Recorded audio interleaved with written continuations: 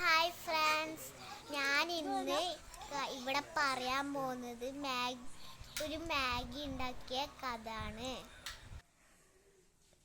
ഇതിൽ അമ്മ ചേർത്തത് ക്യാരറ്റ്, തക്കാളി, ബീൻസ്, ബീട്രൂട്ട്.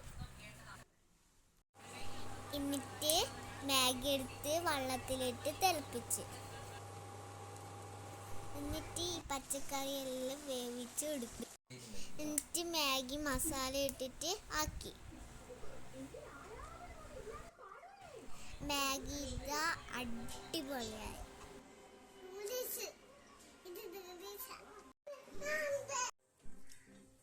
അയച്ചു ഭയങ്കര ടേസ്റ്റ് തിന്നുന്നുണ്ട്.